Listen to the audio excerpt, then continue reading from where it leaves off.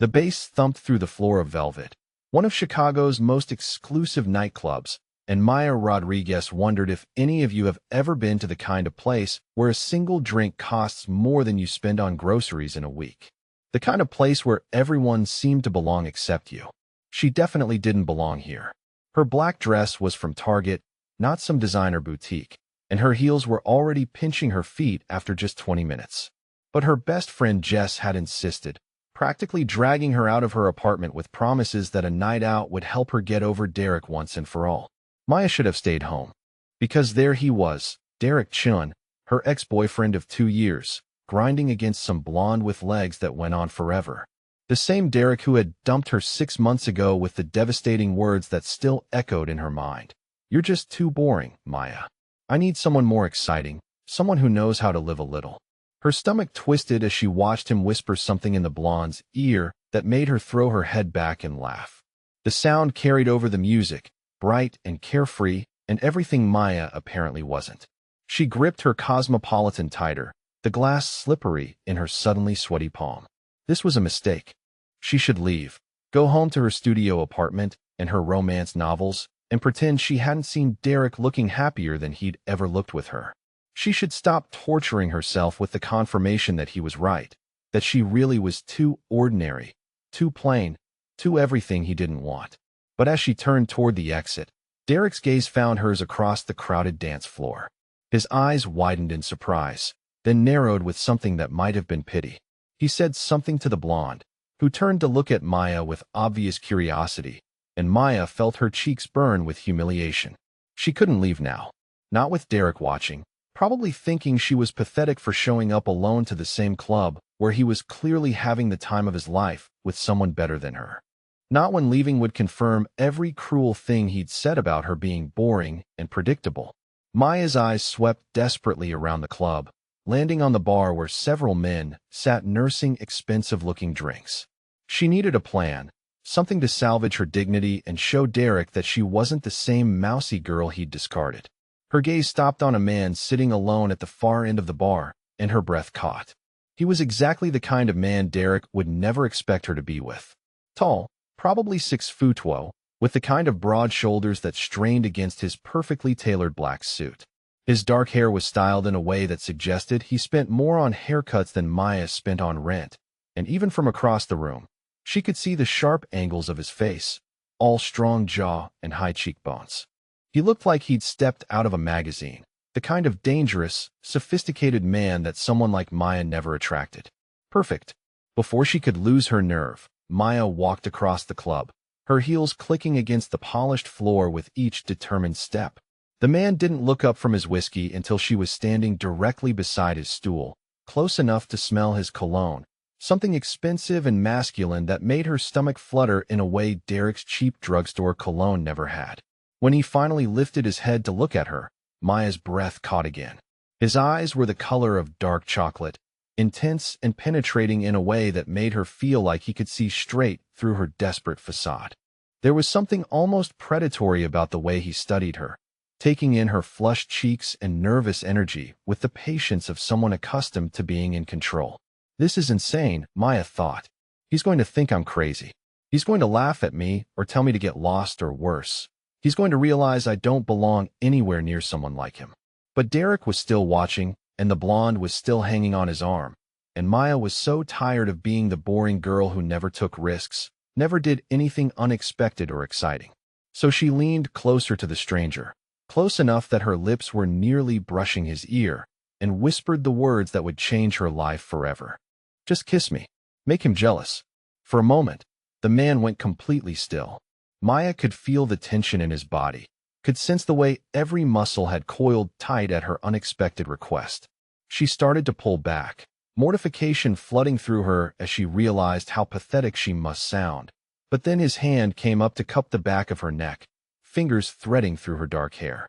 "What's his name?" he asked, his voice low and rough with an edge that sent shivers down Maya's spine. "The guy by the dance floor," Maya managed, her voice barely audible over the music. Dark hair, navy shirt. His gaze followed hers across the club, and something shifted in his expression, something cold and calculating that made Maya's pulse race for reasons that had nothing to do with her plan. When he looked back at her, his dark eyes held a glint of what might have been amusement. "Consider it done," he said. And then his mouth was on hers, and Maya forgot all about Derek and the blonde and her elaborate plan to make them jealous.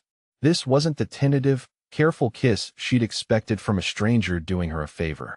This was possession, pure and simple, the kind of kiss that claimed and conquered and left no doubt about who was in control.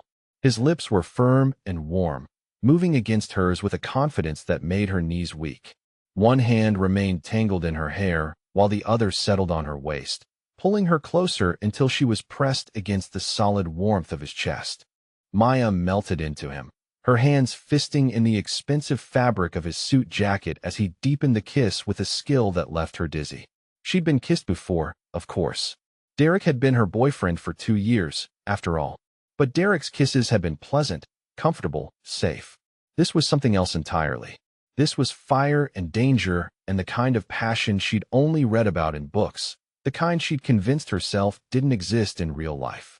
When they finally broke apart, Maya was breathless and trembling, her lips tingling from the intensity of it.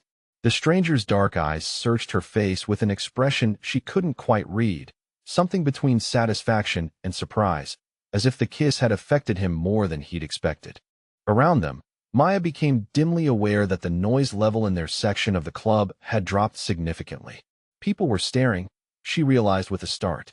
Not just casual glances, but the kind of focused attention that suggested something important had just happened. The stranger seemed oblivious to their audience, his attention still fixed entirely on her. His thumb traced her bottom lip with a gentleness that contrasted sharply with the commanding way he'd kissed her. "Better than you expected?" he asked, and there was something almost teasing in his tone. Maya nodded, not trusting her voice. Her plan had worked, she realized belatedly. Derek was indeed staring at them, his mouth hanging open in shock while the blonde tugged impatiently on his arm, clearly annoyed at being ignored. Mission accomplished. So why couldn't Maya bring herself to care about Derek's reaction when this stranger was looking at her like she was the most fascinating thing he'd ever seen? "Maya Rodriguez," she said suddenly, realizing they hadn't even exchanged names. "Luca," he replied, and the name suited him perfectly. Strong, elegant, with just a hint of an accent that suggested Italian heritage. Luca Torino. The name meant nothing to Maya, but she noticed the way several nearby patrons had gone very quiet at the sound of it. There was something about the sudden tension in the air, the way the bartender had straightened, and the way conversations had died around them. Before she could ask about it, a familiar voice cut through her thoughts. "Maya? What the hell are you doing?" Derek had made his way over, the blonde trailing behind him with obvious reluctance. Up close, Maya could see the confusion and something that might have been jealousy warring on his features as he took in the scene before him. "Derek," Maya said, surprised by how steady her voice sounded. She was still standing close to Luca, close enough to feel the warmth radiating from his body, and she found that proximity gave her a confidence she'd never felt with her ex-boyfriend. "Who's this?" Derek demanded, his gaze bouncing between Maya and Luca with obvious suspicion. Luca rose from his stool in a fluid motion that reminded Maya of a predator uncoiling. Standing, he was even more impressive than she'd realized, easily 3 inches taller than Derek and carrying himself with the kind of quiet authority that made other people take notice. "A friend," Luca said simply, but there was something in his tone, something subtle yet unmistakable that made Derek take an involuntary step backward. Maya watched in fascination as her ex-boyfriend, who had always been so confident, so sure of his own appeal, seemed to shrink under Luca's steady gaze. Derek's eyes darted around the bar, and Maya realized he was noticing what she had missed, the way other patrons were watching them with a mixture of wariness and respect focused entirely on the man beside her. "Come on, Derek," the blonde said, tugging on his sleeve. "Let's go dance." But Derek seemed frozen, his attention fixed on Luca as if trying to place him. There was recognition there, Maya realized with growing unease. Not personal recognition, but the kind that came from reputation, from knowing someone's name even if you'd never met them. "Derek Chun," Luca said, and Maya started. How did he know Derek's last name? She was sure she'd only mentioned his first name. The way Derek went pale at being identified confirmed Maya's growing suspicion that there was more to this stranger than she'd realized. I think your girlfriend is ready to leave, Luca continued, his voice pleasant but carrying an undertone that made Derek nod quickly and step back toward the blonde. Right, Derek said, his voice higher than normal. Come on, Brittany. Let's get some air. Maya watched her ex-boyfriend retreat with his date, noting the way Derek kept glancing back over his shoulder as if afraid to turn his back completely on Luca. It was only when they disappeared into the crowd that she turned back to the man who had just upended her entire evening. How did you know his last name? She asked, studying Luca's face carefully. Lucky guess, he said with a slight smile that didn't quite reach his eyes. Chin is a common name. Maya didn't believe that for a second, but before she could press the issue, Luca's hand found the small of her back, a touch that was both protective and possessive. Let me drive you home, he said. It's late, and I don't think your ex-boyfriend is done making a fool of himself tonight. The smart thing would be to decline, to thank him for his help and call herself an Uber.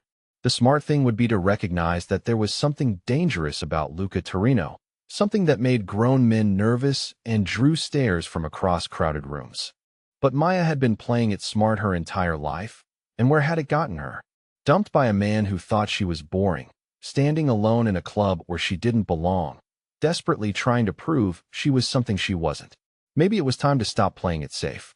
Okay, Maya heard herself say, and Luca's smile widened into something that was both pleased and predatory. As he guided her toward the exit, his hand never leaving her back, Maya caught a glimpse of herself in one of the club's many mirrors. Her cheeks were flushed, her lips still swollen from Luca's kiss, and her eyes bright with something that might have been excitement or might have been terror.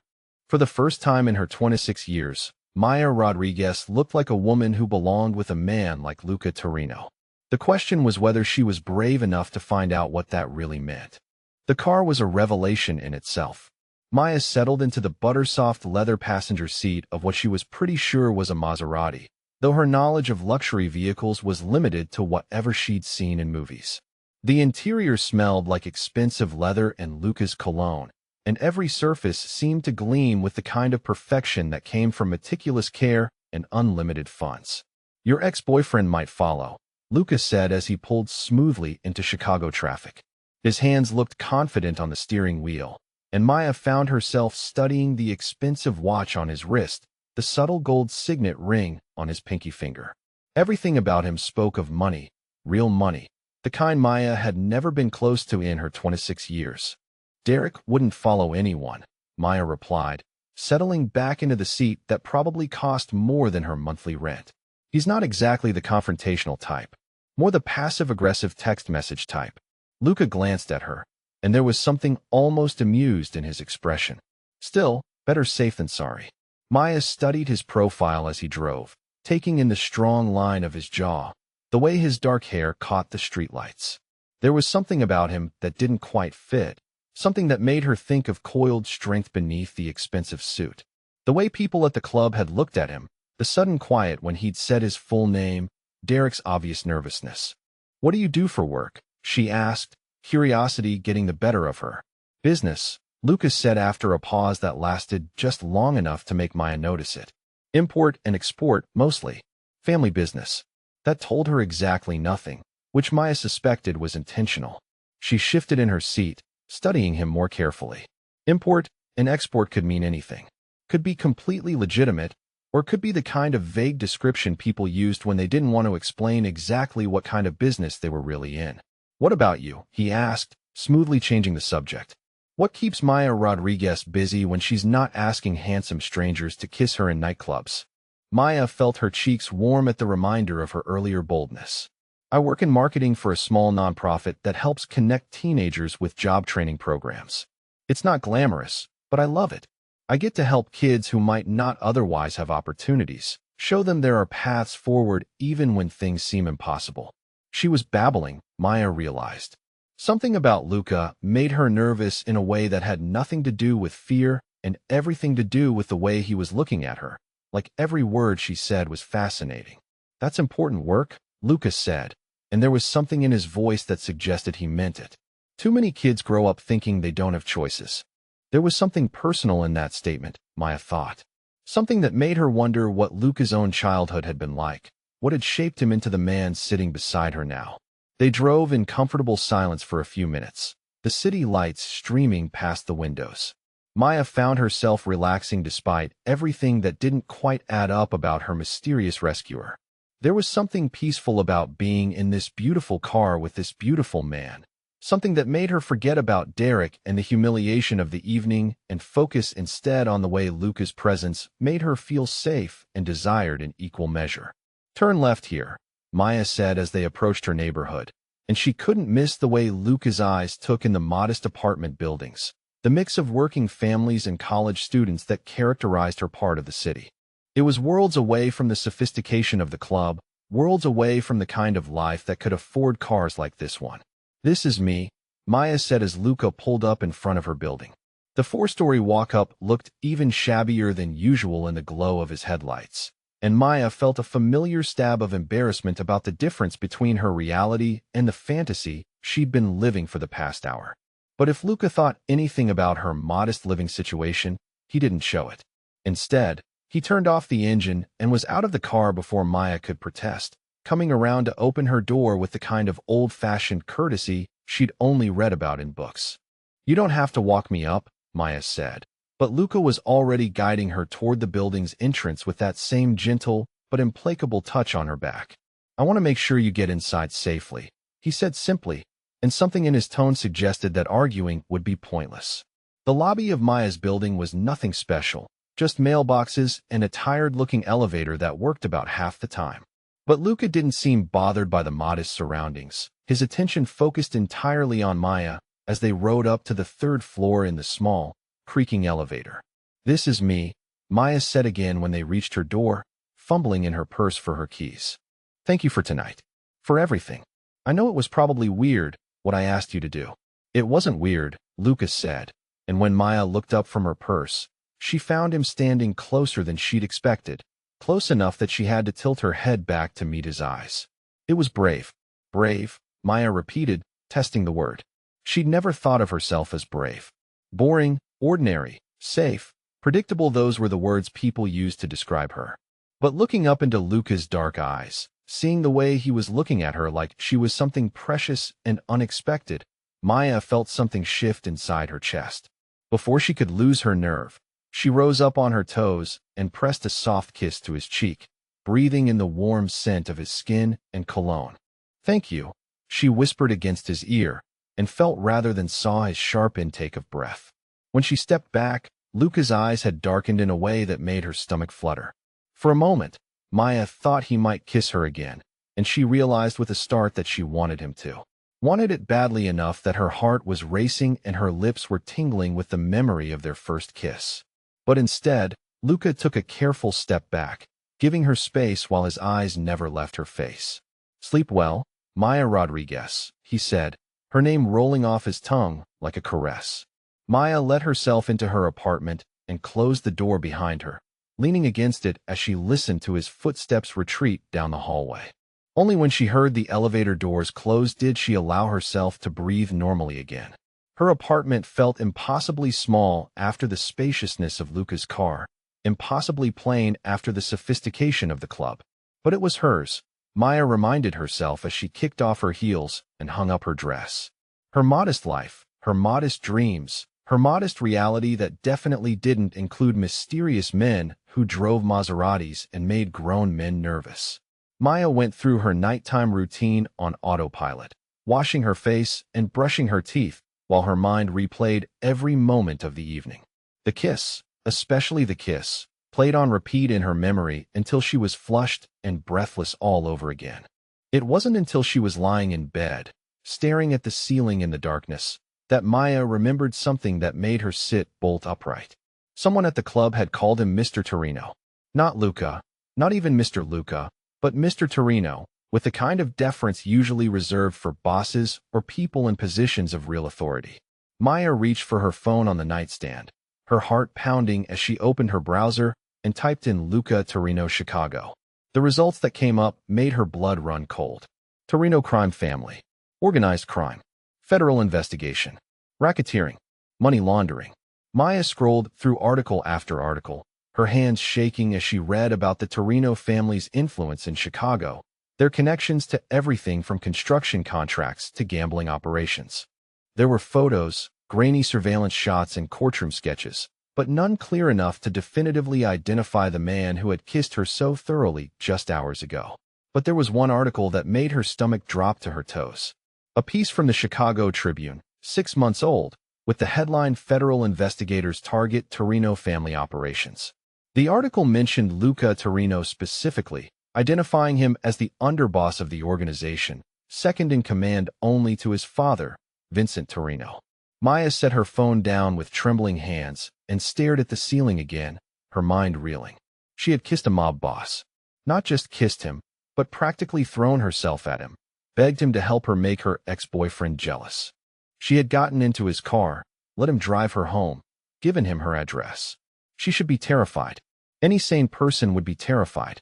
Maya Rodriguez, nonprofit marketing coordinator, had stumbled into the orbit of a man who was investigated by the FBI, a man whose family name was synonymous with organized crime in Chicago. But lying there in her narrow bed in her modest apartment, Maya found that terror wasn't the only thing she was feeling. There was fear, yes, but there was also a strange thrill, a spark of excitement that she'd never experienced in her carefully ordered life. For one night, she had been the kind of woman who attracted the attention of a man like Luca Torino. For one night, she had been exciting, dangerous, worth the attention of someone who could have anyone he wanted. Maya closed her eyes and tried to push away the memory of how safe she'd felt in Luca's presence, how right it had felt to be in his arms. She tried to forget the way he'd looked at her like she was something special, something worth protecting. She tried. But even as sleep finally claimed her, Maya couldn't shake the feeling that her boring, predictable life had just taken a turn into territory she'd never imagined. And despite everything she'd learned, despite every rational thought telling her to be afraid, Maya found herself wondering if she'd ever see Luca Torino again. Across town, in a penthouse that commanded a view of the entire city, Luca stood at his floor-to-ceiling windows with a glass of whiskey in his hand and Maya Rodriguez on his mind. He'd known women who were more beautiful, more sophisticated, more familiar with the realities of his world. But he couldn't remember the last time someone had surprised him the way Maya had tonight. There had been something refreshing about her honesty, her genuine nervousness mixed with unexpected courage. She'd approached him not because she knew who he was or what he could offer her, but because she was desperate and he was there.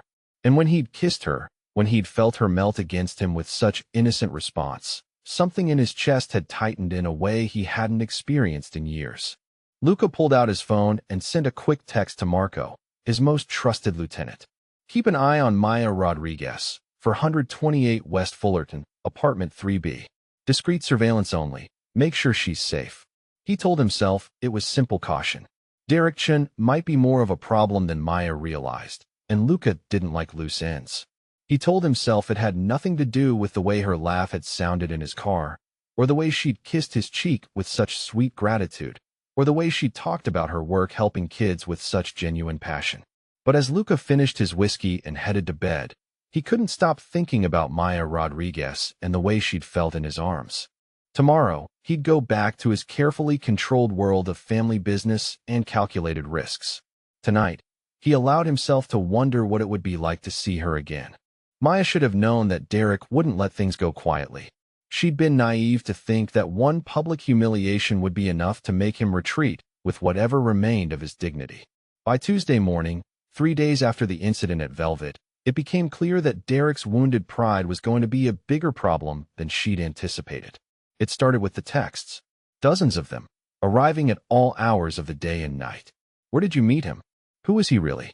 Do you have any idea what you've gotten yourself into? The messages ranged from confused to angry to what Maya was starting to recognize as genuinely unhinged. Maya blocked his number, but Derek switched to calling from different phones, leaving voicemails that grew increasingly agitated. She recognized the voices of his friends, his co-workers, even what sounded like his mother, all recruited to help him get through to her. The messages they delivered were always the same. Derek needed to talk to her, needed to understand what had happened, needed her to explain who the man from the club really was. By Wednesday, Derek had escalated to showing up at Maya's workplace. Helping Hands, the nonprofit where she worked, occupied the second floor of a converted warehouse in a transitioning neighborhood. Their security consisted of a single locked door and a receptionist who was more focused on answering phones than screening visitors. Maya was in the middle of reviewing grant applications when Jenny from reception appeared at her desk, looking uncomfortable and slightly intimidated. "Maya, there's a guy here asking for you," Jenny said in a low voice. "Says he's your boyfriend? He seems pretty upset." Maya's blood ran cold. Derek had never come to her workplace before, not even when they were dating. He'd always claimed to be too busy with his consulting job to visit her little nonprofit, as he dismissively called it. "Tell him I'm not available," Maya said, her voice steadier than she felt. "And if he comes back, call security." But the building's security guard was a 70-year-old retired postal worker named Frank who spent most of his time reading newspapers and drinking coffee. Maya doubted he'd be much help if Derek decided to make a real scene. Sure enough, 20 minutes later, Derek managed to slip past Jenny while she was dealing with a phone call. Maya looked up from her computer to find him standing beside her desk, his hair disheveled and his clothes wrinkled like he'd slept in them. "We need to talk," Derek said without preamble, his voice carrying across the open office space and making her coworkers look up with obvious curiosity. "No, we don't," Maya replied, keeping her voice low and professional. "We broke up 6 months ago, Derek. You made it very clear that you didn't want to be with me anymore. What I do now is none of your business."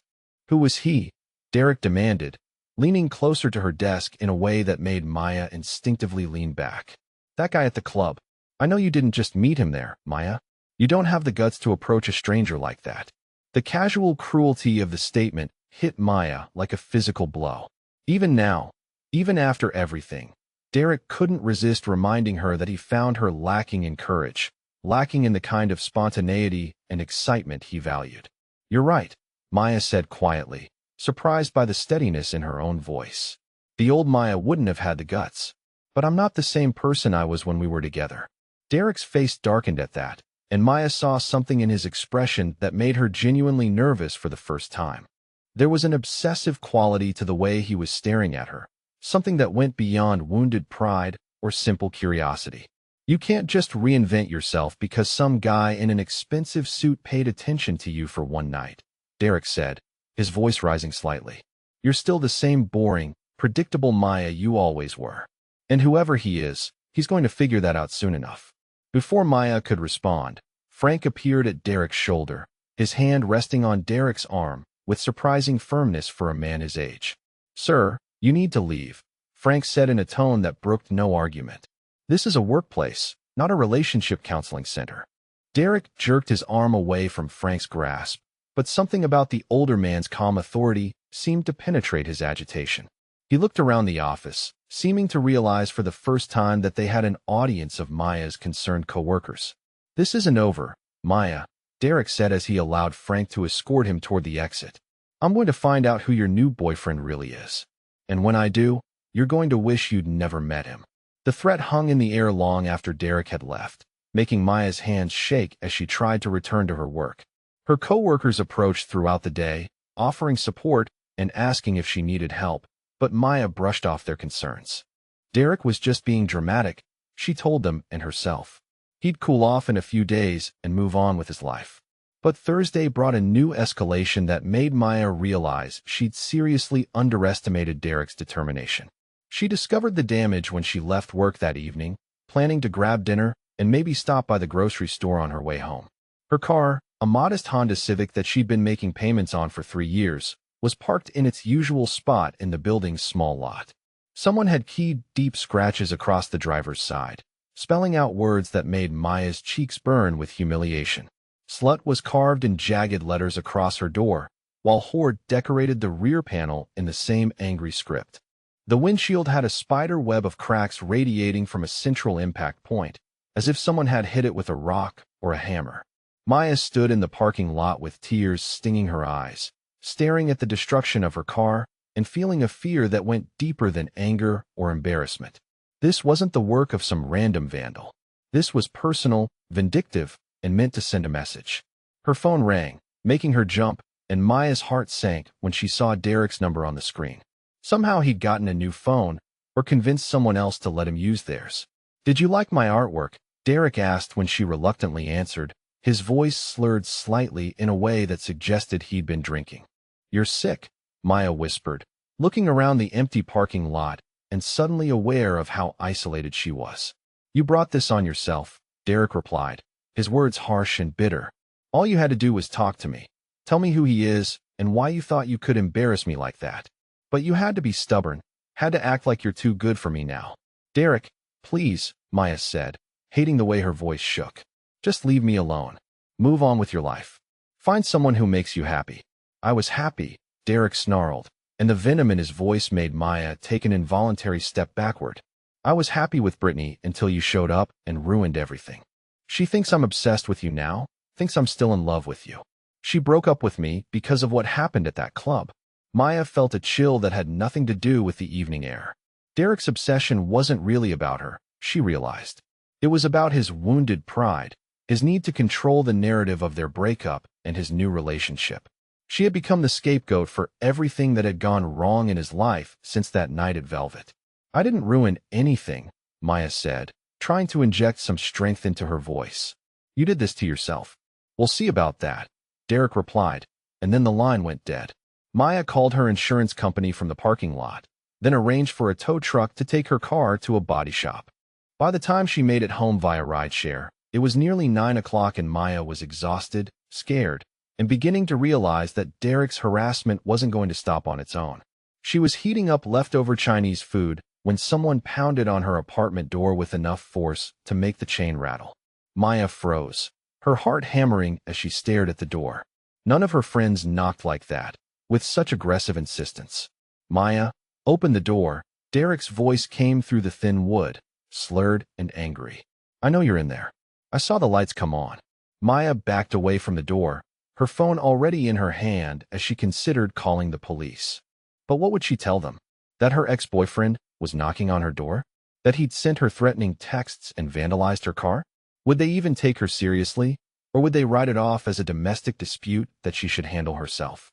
"I'm not leaving until you talk to me," Derek continued, his voice getting louder. "You owe me that much, Maya.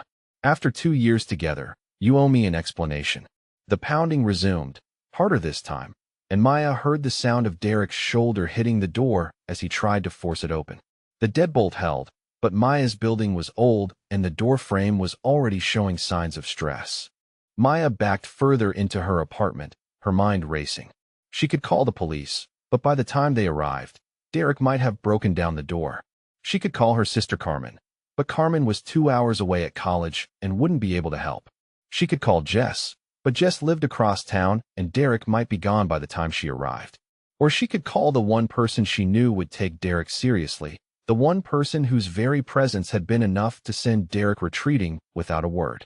Maya's hands were shaking as she scrolled through her phone, looking for the contact information she'd added after researching Luca online.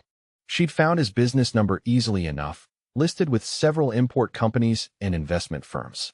Maya had told herself she was just being thorough in her research, but now she realized she'd been hoping for exactly this scenario, hoping for a reason to see him again despite everything she'd learned about his dangerous world.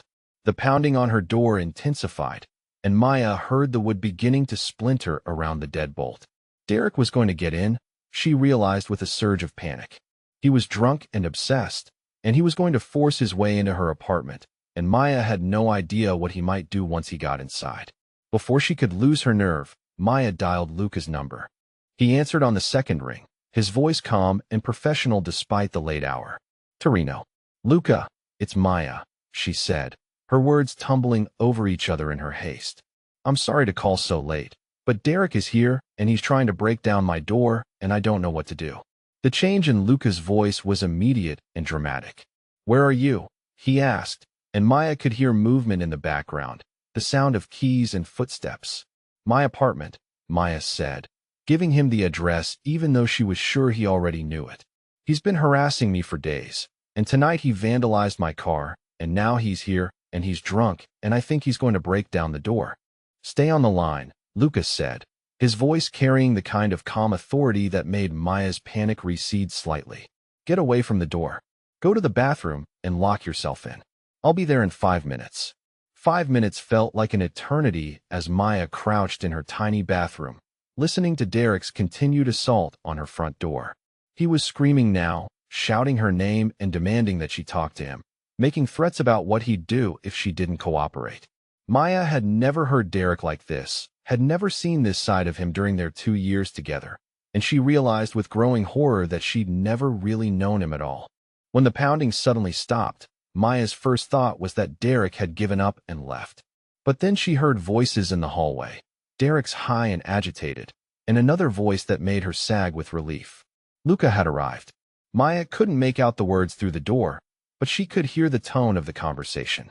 Derek was arguing, protesting, making excuses. Luca's responses were quiet, controlled, but Maya could hear the steel underneath the calm. The conversation lasted less than 2 minutes. Then Maya heard footsteps retreating down the hallway, the ding of the elevator, and then blessed silence. A gentle knock on her apartment door made Maya jump, but then she heard Luca's voice, gentle and reassuring. "Maya, it's safe now. You can come out." Maya unlocked her bathroom door with shaking hands, then made her way to the front entrance. The apartment door was damaged but still secure, the wood around the deadbolt splintered but holding. Maya undid the locks and opened the door to find Luca standing in her hallway, looking perfectly composed despite the late hour. Behind him stood 2 other men, both dressed in dark suits and carrying themselves with the same quiet authority that surrounded Luca. They looked like the kind of men who were accustomed to handling problems quietly and efficiently. "Are you hurt?" Luca asked, his dark eyes scanning Maya's face with an intensity that made her feel exposed and protected at the same time.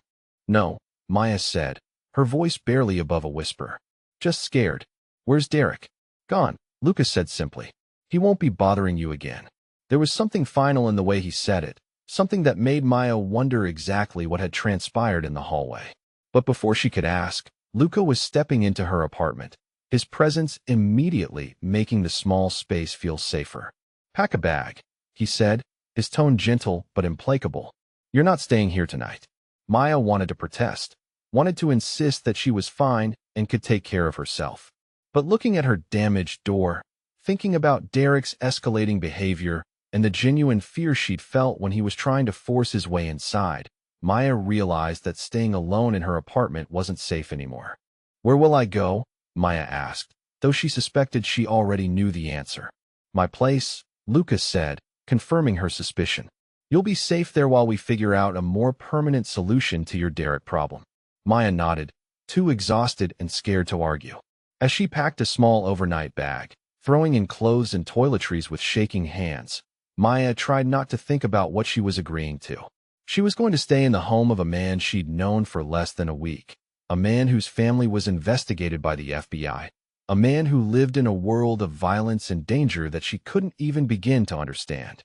But as Luca waited patiently by her door, radiating calm strength and unshakable protection, Maya realized that despite everything she'd learned about his dangerous world, she'd never felt safer in her life.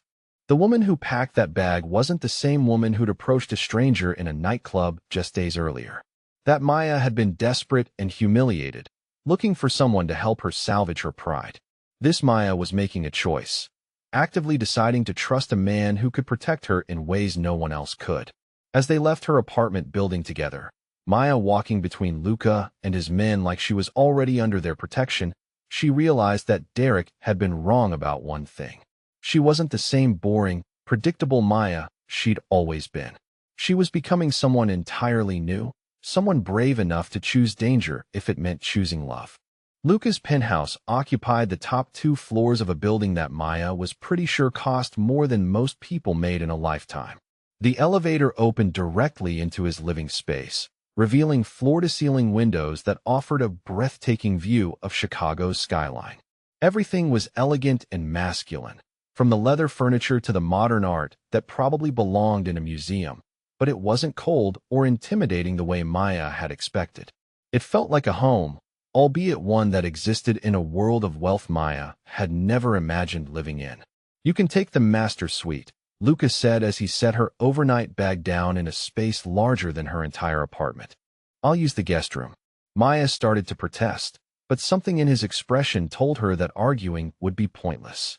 Luca Torino was clearly a man accustomed to having his protective instincts obeyed, and Maya was too exhausted from the evening's events to fight him on something that was ultimately an act of kindness.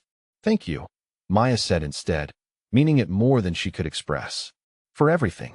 For coming when I called. For handling Derek. For this. I know it's probably more than you bargained for when you agreed to kiss me in that club." Something flickered in Luca's dark eyes, something that might have been amusement or might have been something deeper.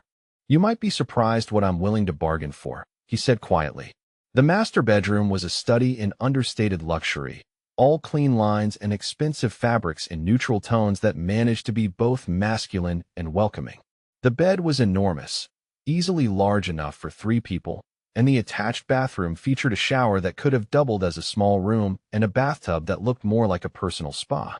Maya stood in the doorway of the bathroom, trying to process the fact that this was where she'd be staying for the immediate future.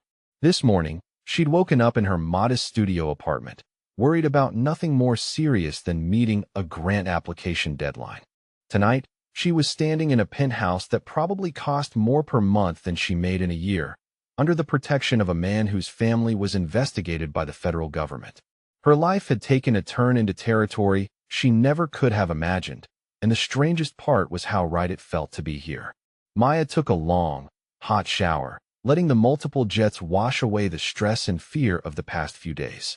When she finally emerged, wrapped in a towel that was softer than anything she owned, she found that someone had brought her bag into the bedroom and left a glass of wine on the nightstand along with a plate of fruit and cheese.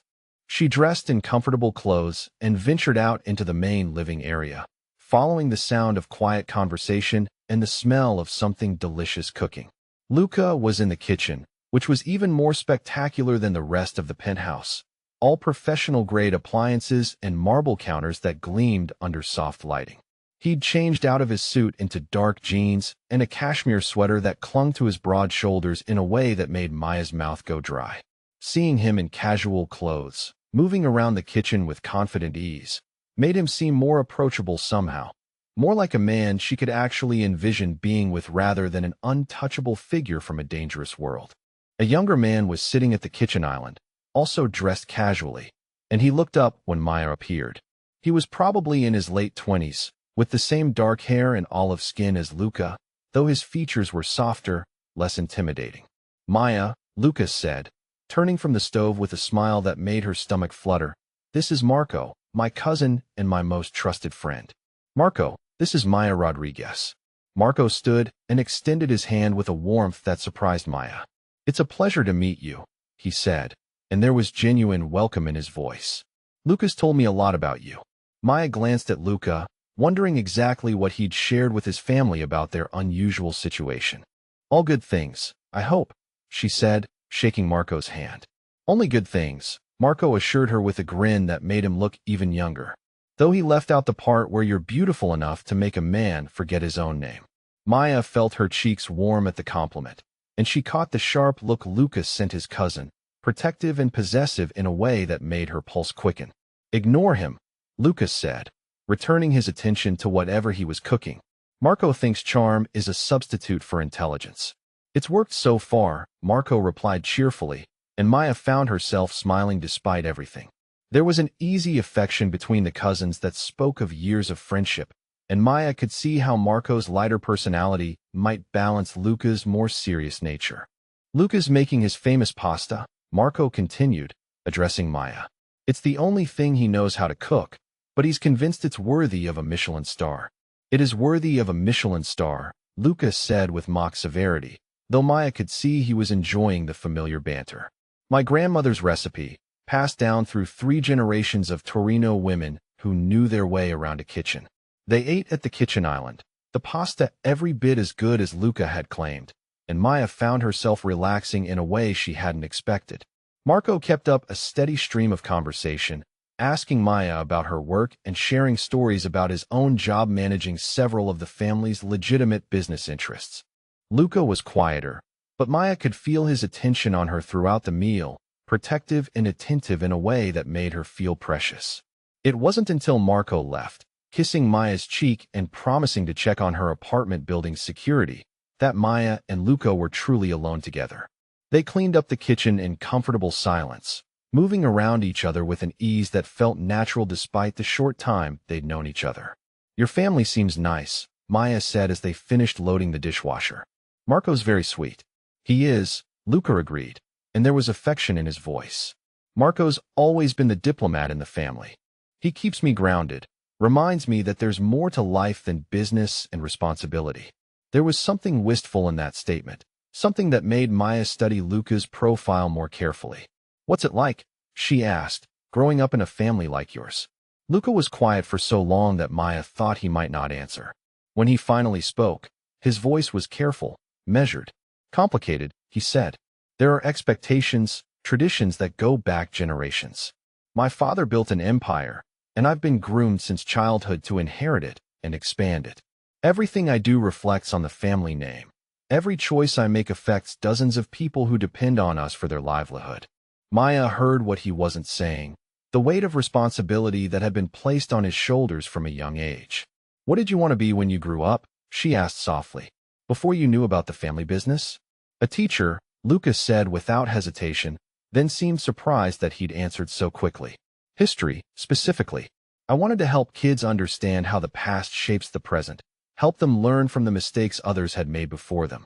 Maya felt her heart squeeze at the unexpected revelation.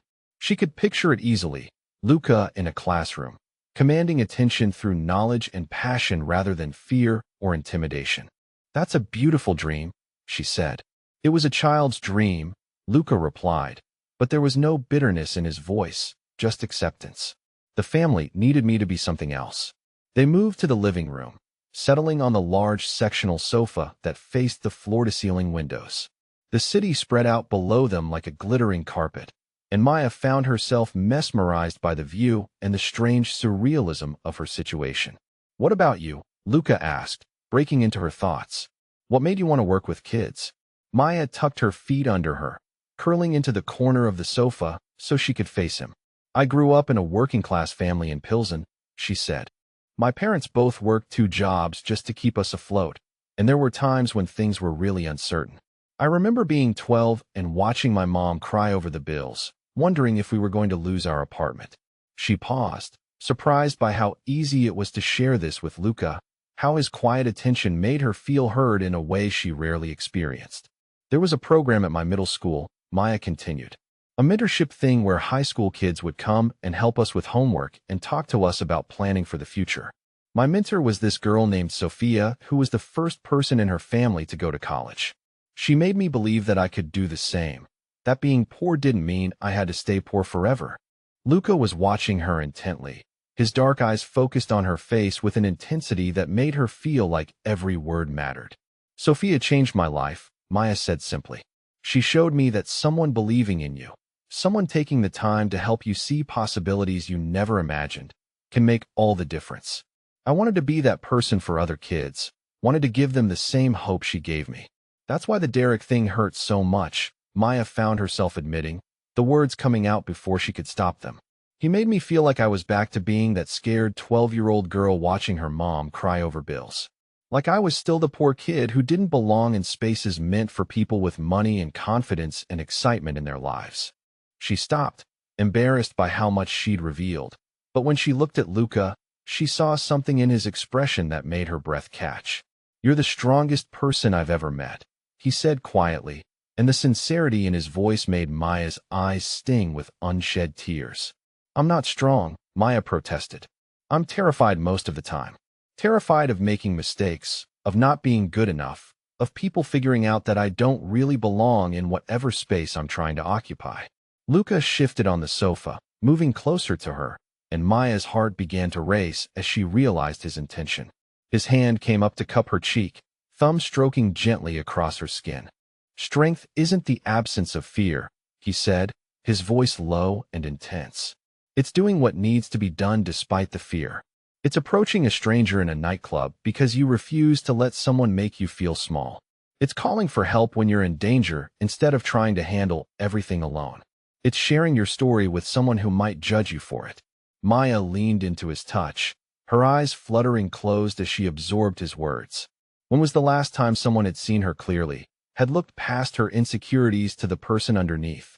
I've been alone for most of my adult life, Luca continued, his thumb still tracing patterns on her cheek. Surrounded by people, but alone. Everyone who gets close to me wants something, or they're afraid of me, or they're playing an angle. You asked me to kiss you not because you knew who I was, but because you needed help and I was there. You trusted me based on nothing more than instinct. Maya opened her eyes to find Luca watching her with an expression that made her heart skip beats. That kind of genuine response is rarer than you know, he said. You have no idea how precious that makes you. Before Maya could respond, before she could process the full weight of what he was telling her, Luca's phone buzzed with an incoming call. He ignored it, his attention still focused entirely on Maya, but it buzzed again almost immediately. With obvious reluctance, Luca glanced at the screen, and Maya saw his expression change, becoming more alert and businesslike. I have to take this, he said, pressing a quick kiss to her forehead before standing and moving toward the windows. Marco, he answered, and Maya could hear the tension that had entered his voice. The conversation was brief and conducted in a mixture of English and what Maya assumed was Italian, but she caught enough to understand that something serious was happening. When Luca ended the call, his expression was grim. What's wrong? Maya asked, though she suspected she already knew. Derek contacted your sister, Luca said, his voice carefully controlled. He called her dorm room tonight, told her that you were in danger and that she needed to help him find you. When she refused and hung up on him, he called back and made threats. Maya felt the blood drain from her face. Carmen was only 18, a freshman at Northwestern studying pre-med. She was innocent, brilliant, everything Maya had worked to protect and support throughout their childhood. What kind of threats? Maya whispered. The kind that made her resident advisor call campus security, Luca said grimly. He told Carmen that if she didn't help him get in touch with you, he'd make sure she never felt safe on campus again. Maya stood on unsteady legs, her mind racing with fear and fury. Derek had crossed a line that made his harassment of her look almost benign by comparison. Threatening Maya was one thing, but dragging Carmen into his obsession was unforgivable. I have to call her, Maya said, reaching for her phone. I have to make sure she's okay. She's fine, Lucas said, his hand covering hers. Marco's already spoken to campus security and arranged for additional protection. But this ends tonight, Maya. Derek has made it clear that he's not going to stop on his own, and I'm not going to let him terrorize you or your family. There was something final in Lucas' tone, something that made Maya realize he wasn't just talking about increased security or legal action. This was going to be handled in a way that ensured Derek never posed a threat again, and Maya understood without being told that she didn't want to know the details. What will you do? Maya asked, though she wasn't sure she wanted to hear the answer. What needs to be done? Luca replied simply. Derek will be given a choice. Disappear from your life permanently, or face consequences that will make him wish he'd never heard your name. Maya nodded, unable to speak around the tightness in her throat. She should be horrified by the implications, should be frightened by the casual way Luca talked about handling Derek with methods the law wouldn't sanction.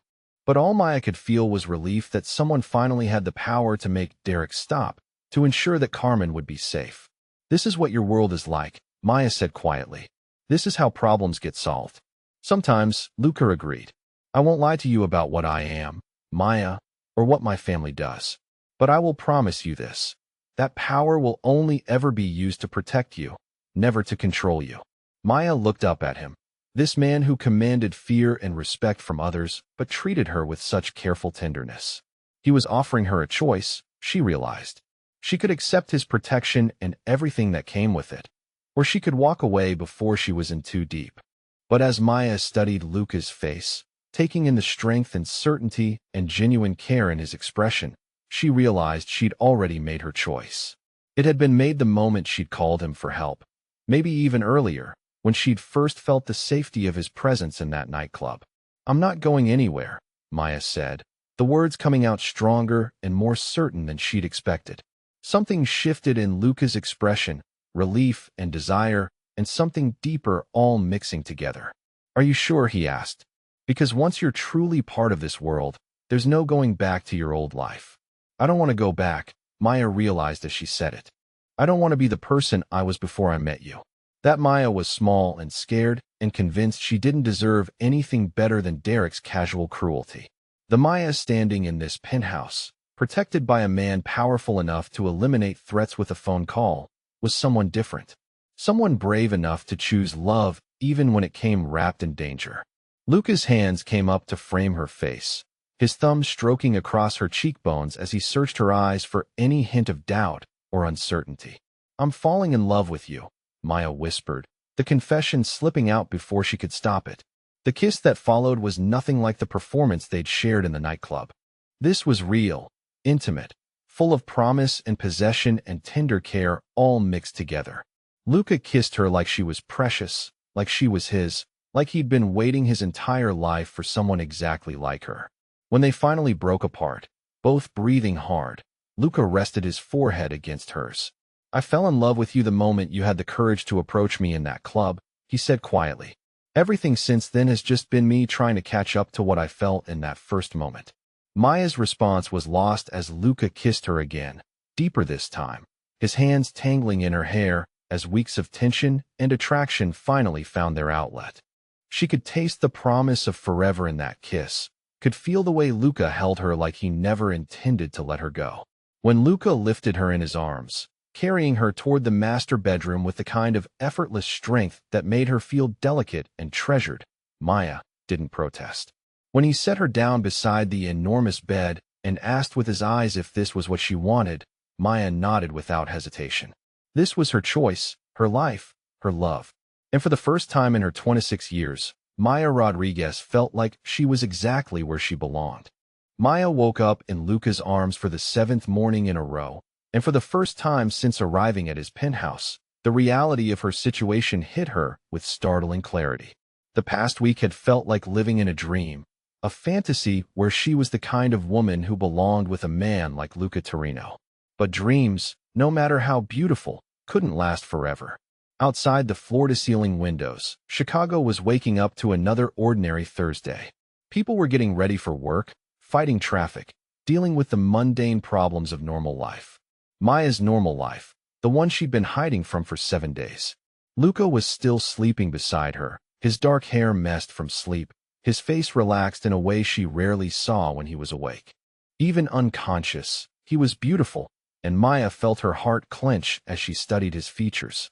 She'd memorized every line of his face over the past week, every expression that crossed it when he looked at her like she was something precious.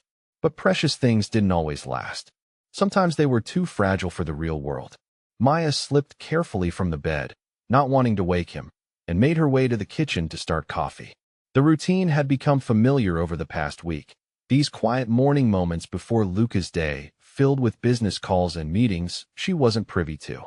She'd learned not to ask about the details, understanding instinctively that some parts of his world were better left unexplored. And that was the problem, wasn't it? She was living on the edges of Luca's life, existing in the protective bubble he'd created for her, without really understanding what that meant long-term.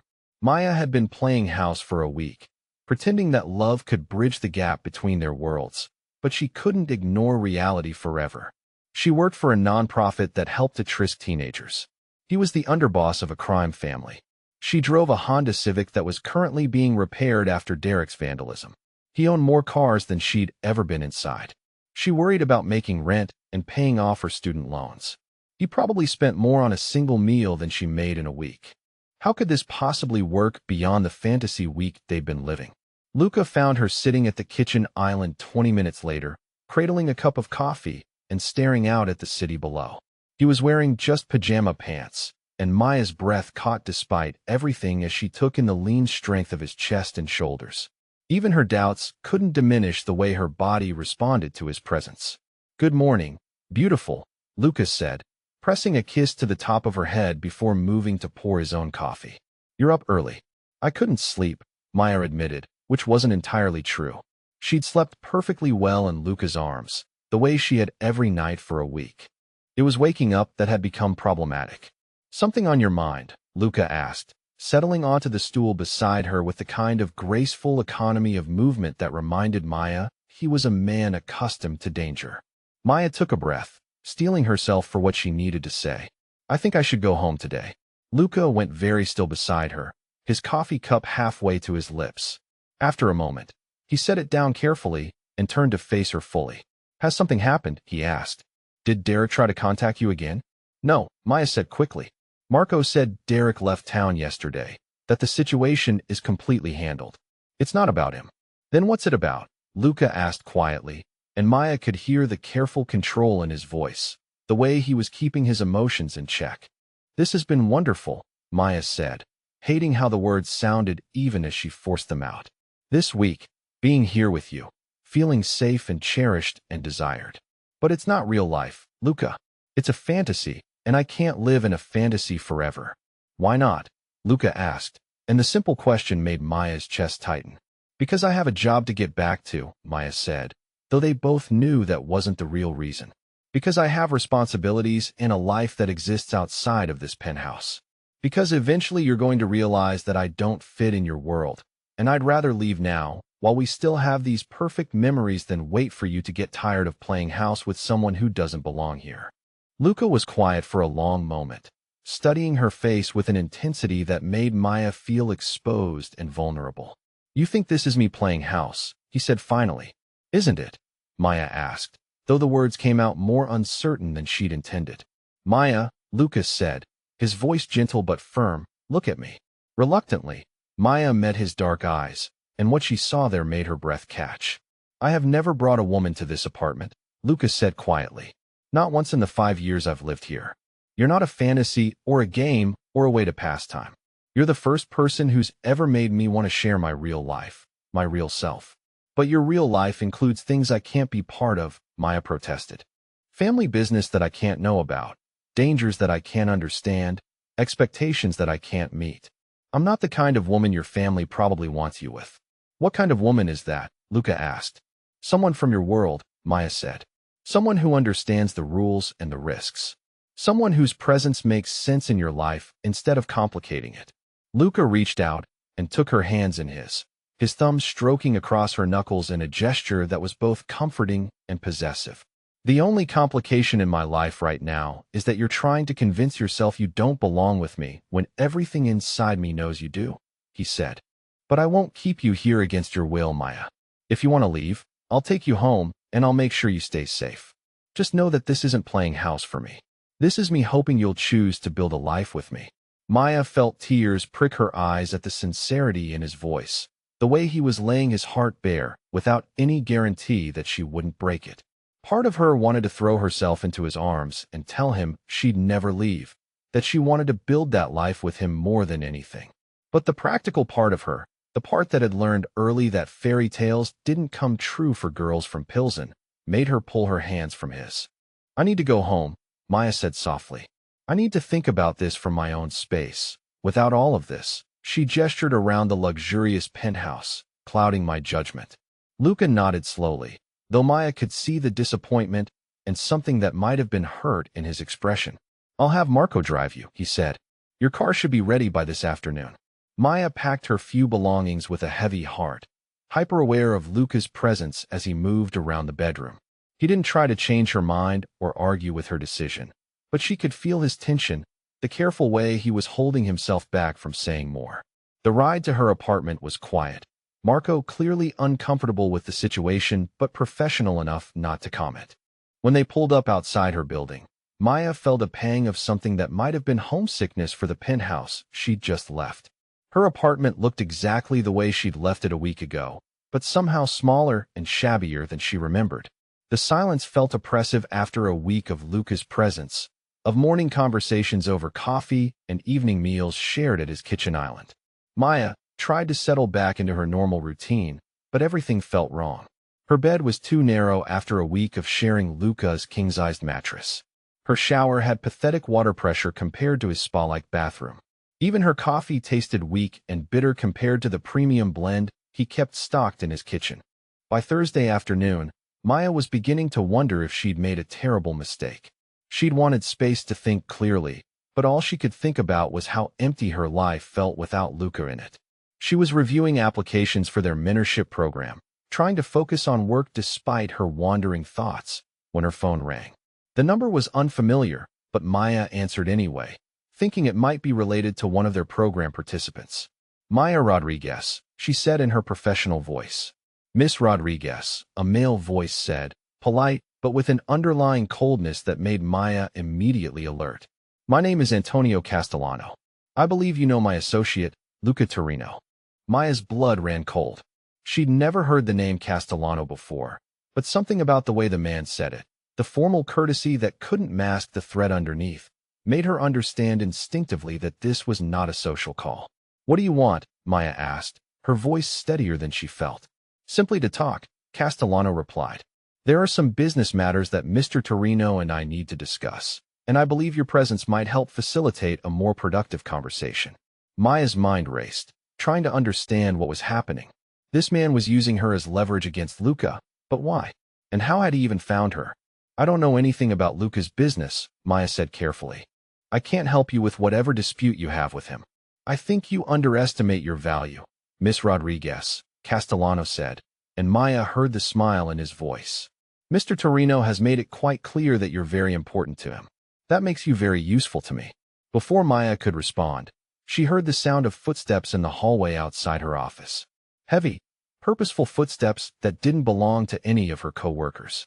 I really do hope you'll be reasonable about this, Miss Rodriguez, Castellano continued. It would be unfortunate if our conversation had to become unpleasant. The footsteps stopped outside her office door, and Maya realized with growing terror that she was trapped. Somehow, this Castellano person had found her at work, had people positioned to take her, and was calling to give her the illusion of choice, while making it clear she had none. Maya's hand moved instinctively toward the panic button under her desk, the one connected to building security, but she realized it would be useless. Building security was one overweight guard who spent most of his time reading, not someone equipped to handle whatever kind of people worked for someone like Castellano. I'll scream, Maya said, though she knew it was an empty threat. And alert your co-workers to a situation that might endanger them as well, Castellano asked mildly. I think you're too considerate for that, Miss Rodriguez. He was right, and they both knew it. Maya couldn't risk putting Jenny or the other people she worked with in danger, couldn't turn her workplace into a battleground.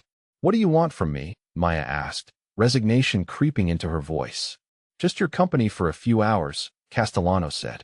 Think of it as an opportunity to help resolve a business dispute peacefully. Maya closed her eyes, thinking of Luca, wondering if he even knew yet that she was in danger. She'd left his protection, walked away from his world, thinking she could return to her normal life.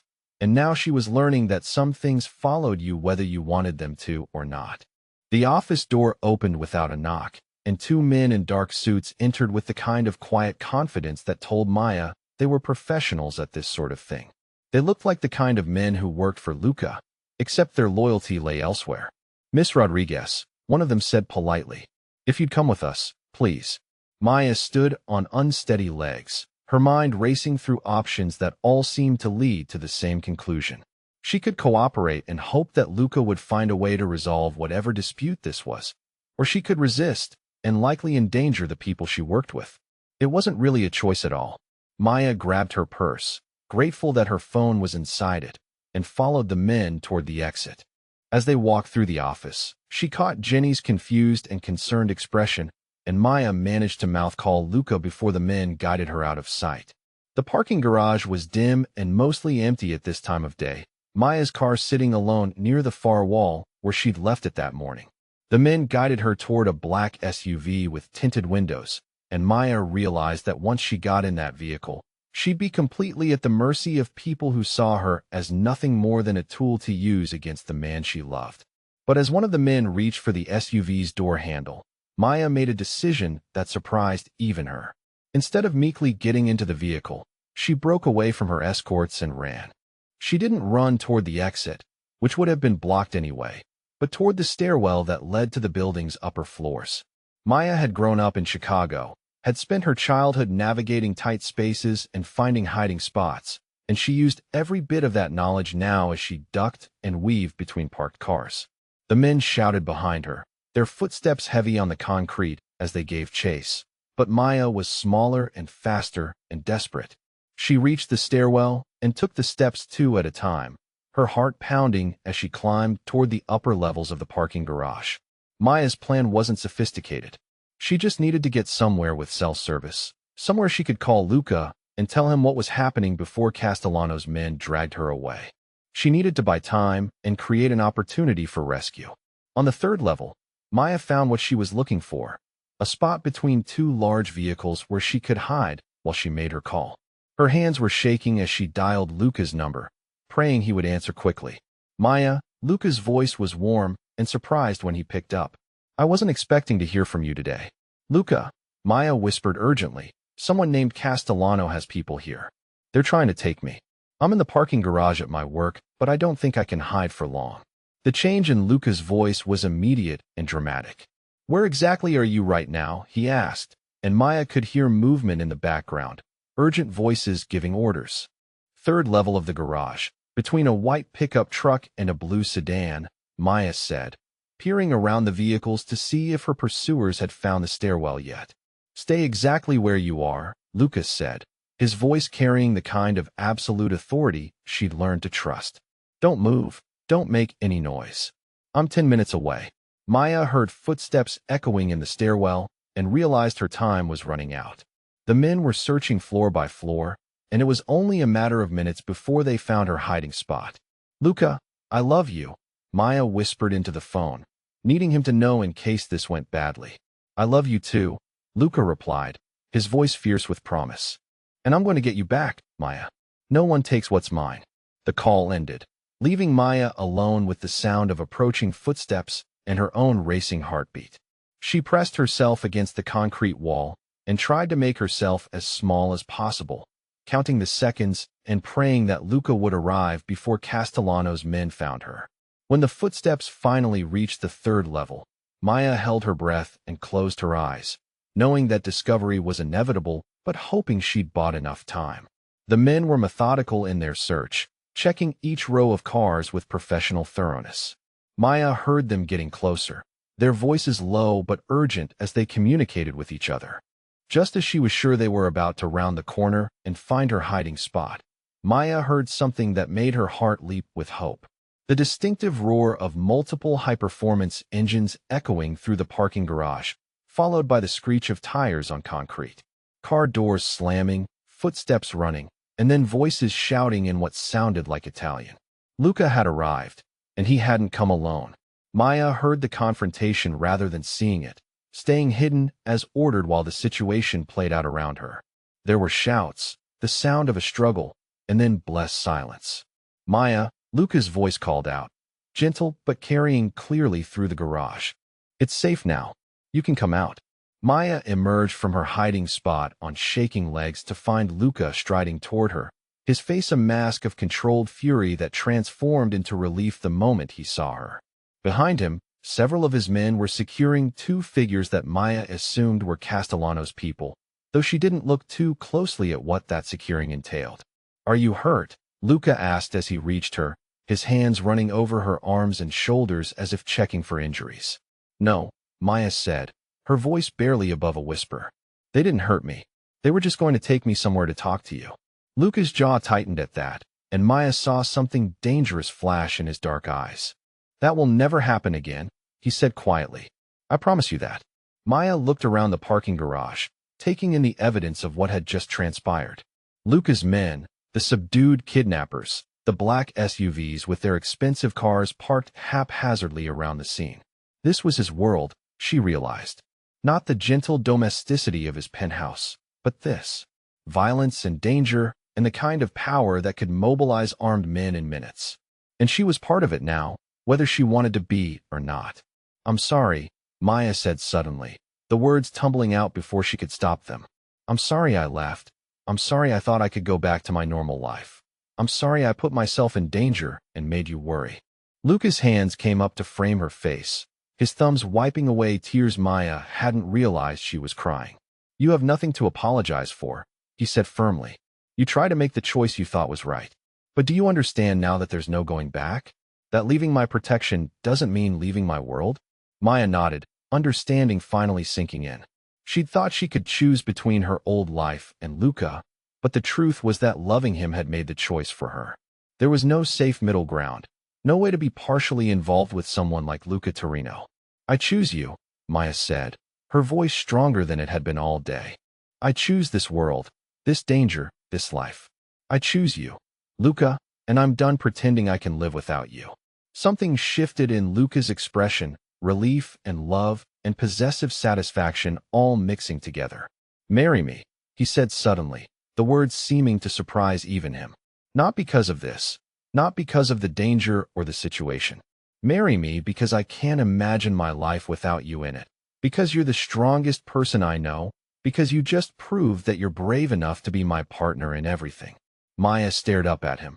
This man who commanded fear and respect from others, but was asking her to be his wife with vulnerable hope in his eyes. Yes, Maya said without hesitation, standing on her toes to kiss him in a parking garage surrounded by the evidence of the violent world they'd both chosen. Yes, I'll marry you. Yes to everything. As Luca kissed her back, holding her like he'd never let her go again, Maya realized that the scared girl who'd approached a stranger in a nightclub was gone forever. In her place was a woman strong enough to love a dangerous man, brave enough to face the consequences of that choice, and wise enough to know that some things were worth any risk. Maya Rodriguez was going to become Maya Torino, and she'd never felt more certain of anything in her life. The Torino family had been planning weddings for generations, but Maya was pretty sure none of them had ever involved quite as much diplomatic negotiation as hers was requiring. 3 weeks after Luca's proposal in a parking garage surrounded by unconscious kidnappers, Maya found herself sitting at a massive dining table in the Torino family estate, mediating between her future mother-in-law's vision of Italian tradition and her own mother's determination to honor their Mexican heritage. It's not that we don't respect your family's customs, Mrs. Torino, Maya's mother Elena was saying with the careful politeness she reserved for people she was trying not to offend, but Maya's quinceañera was the most important day of our lives until now. This wedding needs to honor both families. Isabella Torino, an elegant woman in her early 60s who carried herself like the matriarch she was, nodded thoughtfully. Of course, Mrs. Rodriguez. Perhaps we could incorporate elements from both traditions. The ceremony in the chapel, as is customary for our family, but with mariachi music during the reception. Maya watched the negotiation with a mixture of amusement and affection, marveling at how quickly her two worlds were learning to coexist.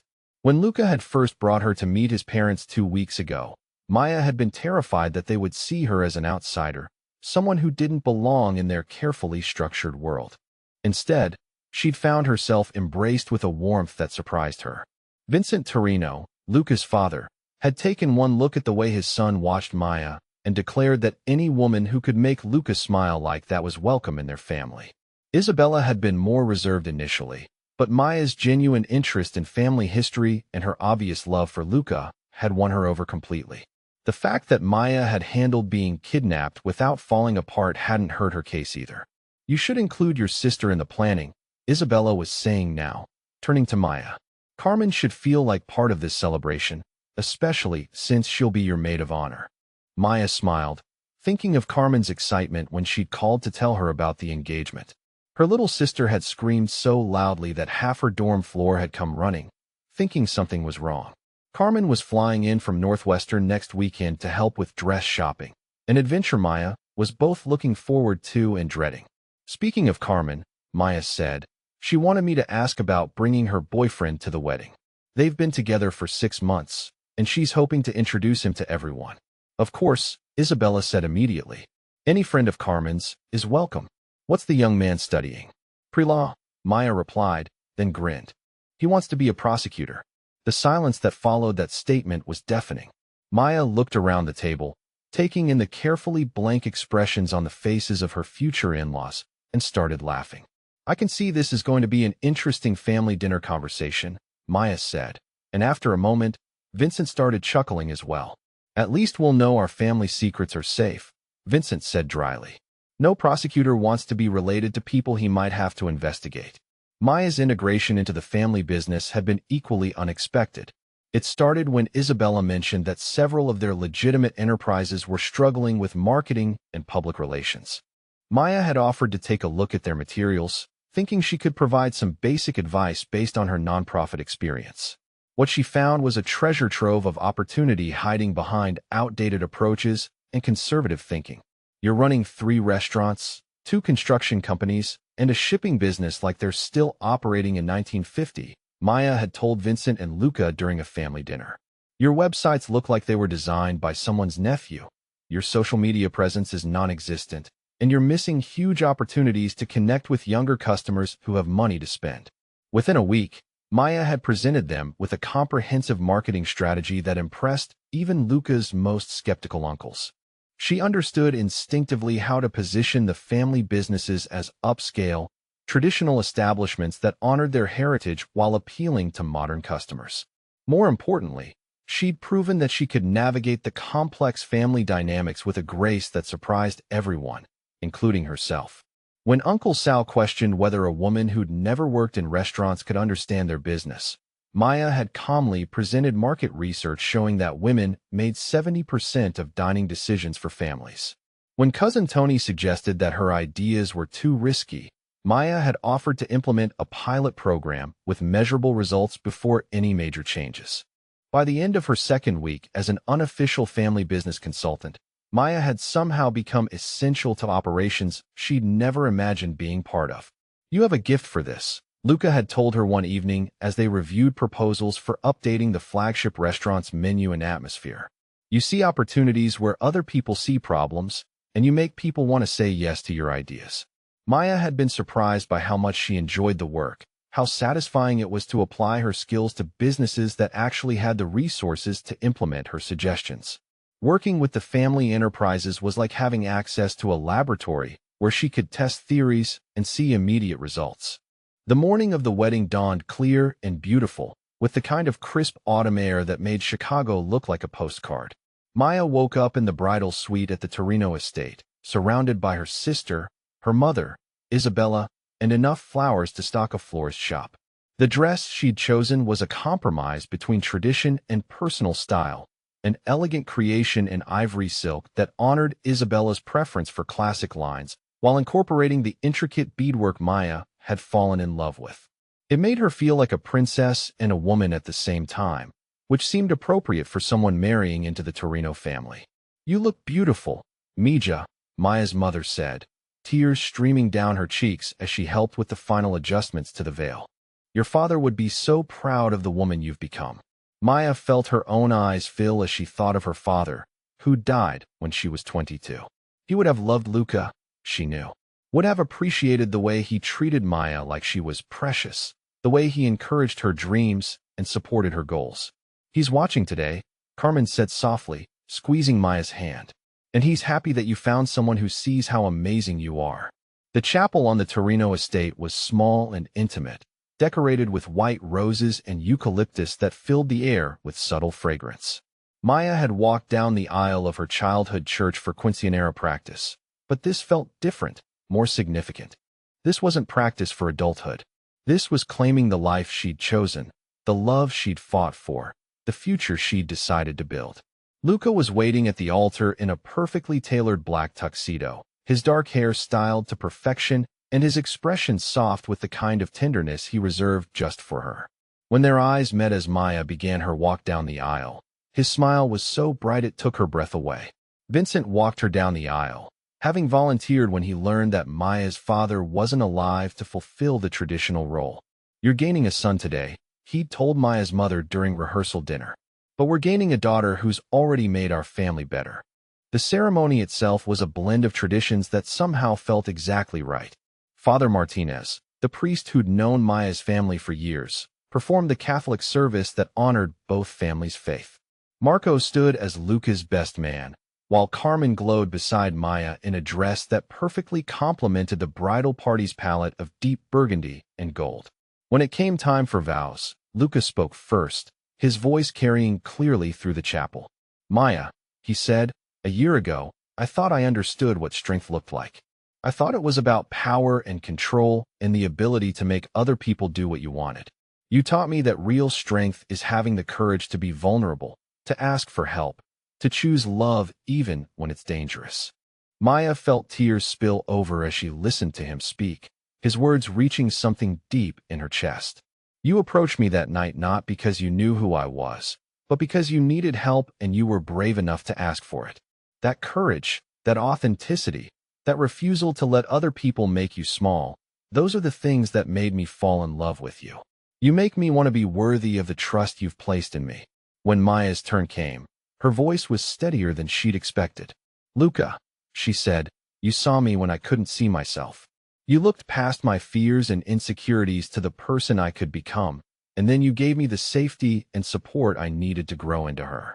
You protected me without controlling me, challenged me without diminishing me, loved me without trying to change me. She paused, thinking of the journey that had brought them to this moment, from a desperate request in a nightclub to a parking garage proposal to this chapel full of people who'd become her family. I choose you, Maya continued, not just today, but every day. I choose your world, your family, your dreams, and your challenges. I choose to build a life with you that honors both of our pasts while creating something entirely new. You are my partner, my protector, my greatest love, and I can't wait to spend the rest of my life showing you how grateful I am that you said yes to a scared girl's desperate request. When Father Martinez pronounced them husband and wife, when Luca kissed her with gentle reverence in front of God and both their families, Maya felt something settle in her chest. This was right. This was home. This was the future she'd been too afraid to dream about until Luca taught her to be brave enough to claim it.